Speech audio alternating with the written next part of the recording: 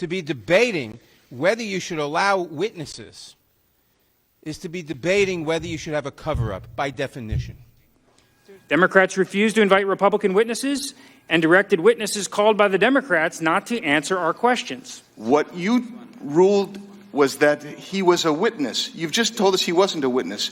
My point of order is that you were out of order in your ruling. But you know, today, I guess, is the movie version of the Schiff report.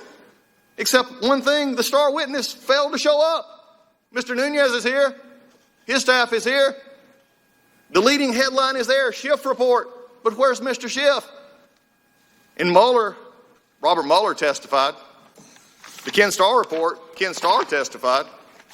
The author of the Schiff report is not here. The point of order is not sustained. I've already ruled on it. He was not a witness. This committee is not hearing from a factual witness. This committee is not doing anything past hearing from law school professors and staff. We've not been given, the chairman said something about the president not being able to come. Show me where he would actually have a proper process in this that's not talking to staff and not talking to law school professors, when we could actually have witnesses that will be called by both sides. I've been a judge, and I know that you don't get to be a witness and a judge in the same case. That's my point of order. He should not be up here. It's not a point of order. This is a show. Unfortunately, today, the witness who is supposed to be the star witness chose to take a pass and let a staff answer for it. There is no rule nor precedent for anybody being a witness and then getting to come up and question. And so I have ruled we would. The point of order is he's inappropriate to be up here asking questions. That is not a point of order. He's here in accordance with Rule 6.6 with sustained. I'd move to table this. Did you actually call for a vote? How is it not sustained? You didn't call for a vote. Sustain the point of order. I sustained the point of order. I call for an appeal of the ruling of the chair. Now I call for a vote. I sustained the point. I ruled that the point of order is not well taken. Well, that's painfully obvious. Reserving the right to object. We will now hear presentations. Mr. Chairman, I appeal the decision of the chair. There's no decision to appeal. There was not a ruling and a motion.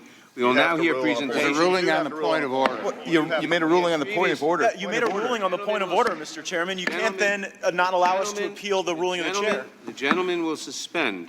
We are doing what we have to do under the rules. We will now hear presentations of evidence. Mr. Chairman, the gentleman is not recognized.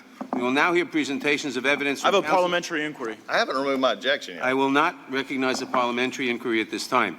We will now hear presentations of evidence from counsels to the judiciary. Is this when we just hear staff ask questions of other staff and the members get dealt out of this whole hearing? And for the next 4 hours, you're going to try to overturn the result of an election with unelected people giving testimony? Gentlemen will suspend. And we're happy to respond to questions. Let me add something here. I just want to add that this fixation on the Clinton precedent is weird.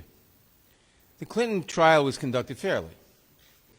But distorting what happened there shouldn't make a difference. The question is, should you have a fair trial now? Any intelligent person knows that in any trial, whether it's for robbing a bank or for subverting the Constitution of the United States,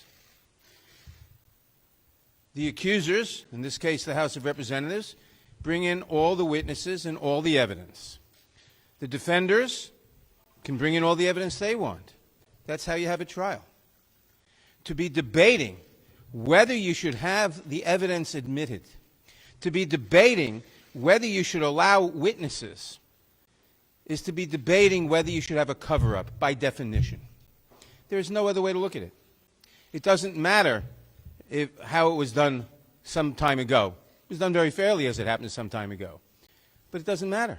It cannot be used as an excuse. The only reason to oppose bringing a witness is to cover up because you're afraid of what the witness will say. The question before the Senate is, do the Republican senators want to be complicit in the cover-up of the president? Any senator who votes to deny a witness, who votes to deny evidence, is voting to cover up the president's crimes and subversion of the Constitution. There's no other way about it.